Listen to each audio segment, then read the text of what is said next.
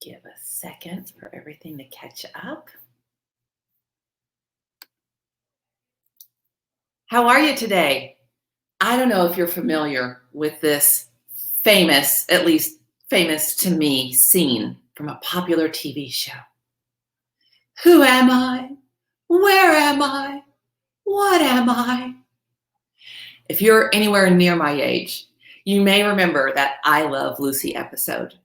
The premise was this. She was faking amnesia in order to get a favor from Ricky. But the reality is, a lot of us really don't know who we are. And that's what I want to talk to you about today, is discovering and reclaiming your identity. Hi, I'm Daphne V, and welcome to Daphne V TV, a weekly show for chain breakers and wave makers. And I want to thank you for joining me today. When it comes to knowing who we truly are, the moment we're born, we are given an identity. Our parents gave us a name. It's your birth name. Now, some of you may like yours, some of you may not. I have an aunt who actually changed her birth name legally because of childhood trauma she had experienced. But the point is, from the moment you enter this planet, you are labeled. You are going to be defined by what others call you. Here's the thing. Regardless of what another human being calls you, what do you call yourself? When you're looking in the mirror on those days when, what do you say to yourself and about yourself? What are those names that you say? I want to share with you today 3 different insights, if you will, steps or awarenesses to really reclaim your true identity and discover who you truly are. You might notice I've got a bird cage here in the background. Perhaps the names that you've been called over the years have made you feel like you've been caged. Maybe they've clipped your wings, so to speak, and you haven't felt free to fly. Well, my friends, that ends today, and it starts right now. So one of the very first things I want you to do, or I guess you could say step 1, is to recognize the names that you are using, that you have been called by others. I want you to literally write down a list of all of those names. Start with your birth name. Go to the given names. Make a complete list. There's something very healing about the neuroscience that goes behind getting it out of your head and down onto paper. Now, I'm going to caution you. When you choose to write these names down, I would suggest and encourage you to consider writing them down on some paper that can be destroyed. Those of you who know me already understand I like fire a little bit. I mean, I'm not like a pyromaniac or anything along those lines, but setting something ablaze and watching it turn to ash and disappear is a fantastic release.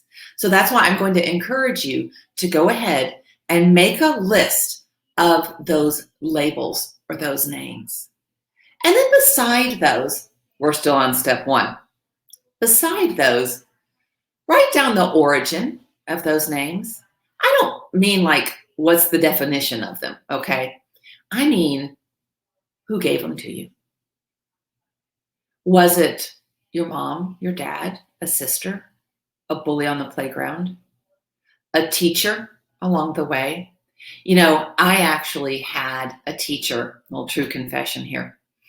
I'm just going to call her Mrs. P because I don't know if she's, still on this planet, but her last name really did start with a P. And I had been a good girl going through school, and I'd always received stellar grades and good remarks on my report card until Mrs. P. You see, I was in her class, and so were some of my absolute best friends. And apparently, we enjoyed each other's company more than the teacher appreciated. You know what I'm saying? So when I got my report card from her and I found there was a C in citizenship because Daphne was talking too much. Y'all, please. That rocked me. It was like 4th or 5th grade. I can't even recall the year for sure, but I recall the incident. Because what that said to me is that I talked too much. And if you're familiar with my book, What's Your Scarlet Letter?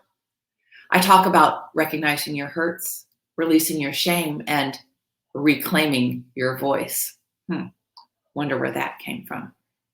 So write down the origin. Who gave those names to you that are on that list? Then I want you to ask yourself, are they true? You know what? In all honesty, I probably was talking too much. It doesn't have to define me, however. So while it may have been true in the moment, okay, there's another thing. Is it true today? Those labels, those names, the ones that were given to you either by someone else or yourself, those names you carry around and define you, are they true? I mean, come on. Are they really, really true? I used to call myself cow woman. Yeah, not very flattering. I had struggled with my body shape and size for decades. And I'd reached a point where when I looked in the mirror, the words that I heard were cow woman. So if I were putting that on my list today, I would write down cow woman, I would write down self, and I would absolutely, not because of a self-image issue, but because y'all, let's get real. I am a woman, but I am not a cow, a bovine. So that's false. So even before my self-image catches up, I can say clearly that that is a false label. That is not who I am, or even then, what I was. Now, the second step. So when you recognize your names, which is the first step, you need to make a list, preferably one we can set on fire. We need to identify the origin, and we need to ask ourselves, are they true? The second step is to question the motive. I'm going to bet that Mrs. P's motive in giving me a C in citizenship was for me to improve. Maybe somebody's label or name that you are carrying around is one that's meant to encourage you. But the truth is, it may not be. It could have truly been to hurt you. And that is something you need to be aware of. As you consider the origin, also consider those names. Are they serving you in any way? Are those names building you up, encouraging to be your absolute best person? Are those names keeping you stuck and tied to the past? Are they a chain that is keeping you anchored to your hurts? They are. I think today is a good day to go ahead and break some of those chains. When it comes to questioning the name or the motive behind the name, are you using it as an excuse? Right? So if we call ourselves a dummy, then nobody should expect us to learn anything. We call ourselves a screw up. Well, if we did, then we're just living up to it.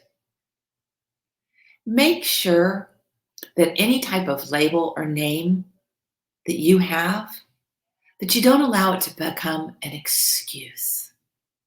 If you have a label or a name that isn't one that falls under the fruit of the Spirit, it's not lovely, righteous, true, then get rid of it. I know it sounds like, well, yeah, sure, Daphne, if it were that easy. You know what? Kind of is. It kind of is. Because when we recognize that something's not true, what is it? It's false. And It means it can be corrected. Y'all know one of my favorite things to say is if you're still breathing, there's a reason. So if you are watching this show, either live, and those of you who are here with me today, it's great to have you here, ladies. Or if you're watching the recording of it, it's great to have you with me at that time too. If you are breathing and you are watching this show, things can change. It's not over. There is still hope if you are willing to pursue it. Let me move on to point number 3. So we've talked about recognize your name. We've talked about question the motive. Now I want you to seek your true identity. What is your true identity? Well, first of all, I'm here to tell you it's not going to be found in a label. Because I don't know about you, but if I stuck with my name being Daphne and I just simply let those 6 letters define me, I would be falling short of my potential. You see, growing up, Daphne was an extremely rare name. It kind of still is today.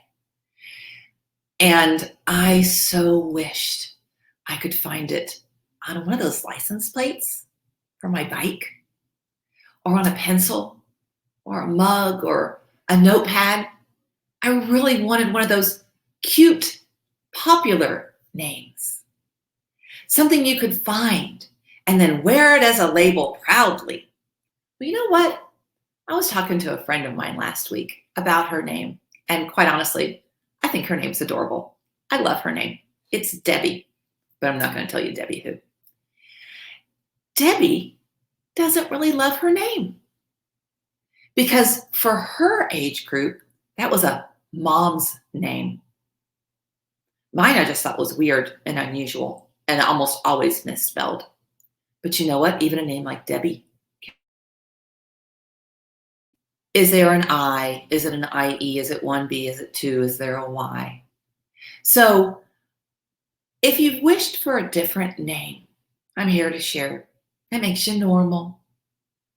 And I'm going to ask you, what are you going to do about it?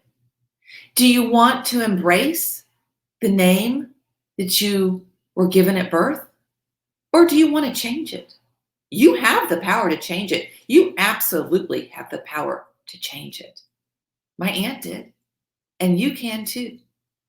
So that name that you are called, let's say you were at a party or any type of event where you are being introduced to someone else, and they say, "Hi, this is my friend Leslie. Hi, this is my friend Dawn."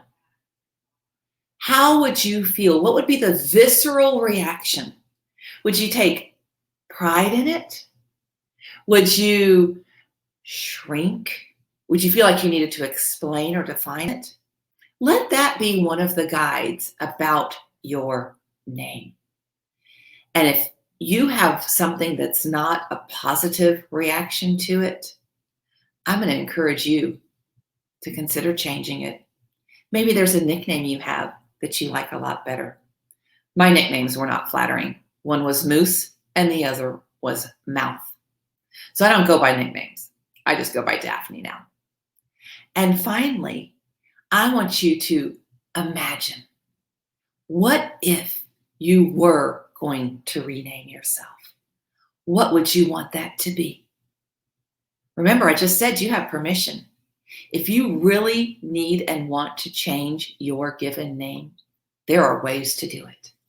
It can be done, and it's not too late. So allow yourself to dream and imagine and pretend.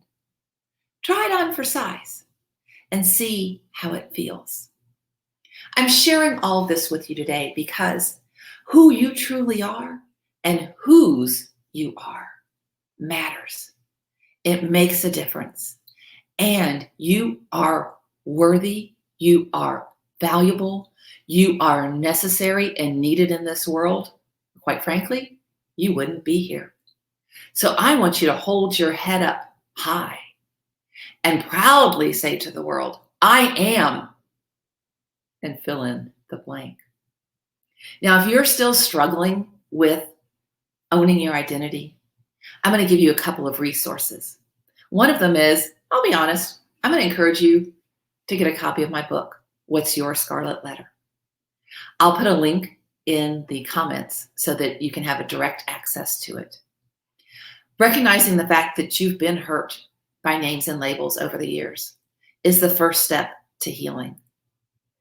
Then when you release the shame of some of those names, you can then go on to reclaim your voice and truly understand your identity.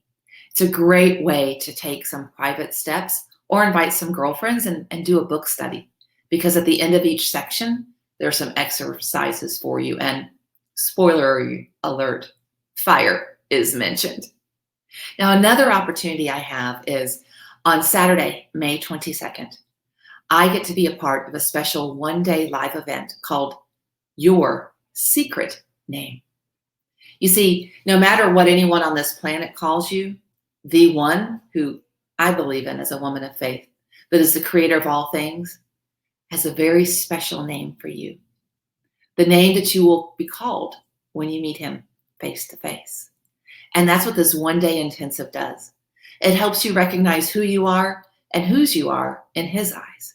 It's based on Revelations 2:17, and I was introduced to this material just over 7 years ago, and I'm here to tell you, it revolutionized my life. Because remember when I said, go back and ask yourself about some of those names, and if they're true, and if they're fitting, and if they're relevant today? One of the names I had picked up along the way was responsible. Now you may be asking yourself, what the heck's wrong with the name responsible? Isn't it kind of a compliment? It is until it caused me to stifle my life and not take risks because they may not be perceived as responsible. So any name, just like any strength, carried to an extreme can create a weakness. It can create a cage. It can cause you to wonder, who are you? Where are you? What are you? Well, I'm here to tell you, you are divine creation. And I want to encourage you to discover who you truly are and whose you truly are. So I'll put some information about that one-day event happening Saturday, May 22nd, 2021 in the comments below. And I also, before I say goodbye for now, I want to make sure you understand fully that in honoring yourself and reclaiming your identity and your birthright, you will be living a well-done life as you are breaking chains and making waves. And in case you need literal permission, here you go. Permission to discover. Who are you? Whose are you? Here's your literal permission slip to discover who you really are. Honor yourself. Claim your birthright and live the life for which you were created and intended. So until next week, bye for now. Go out there and break some chains, make some waves. I don't know, if you followed my encouragement today, you may be setting fire to some things as well. Until next time, take care.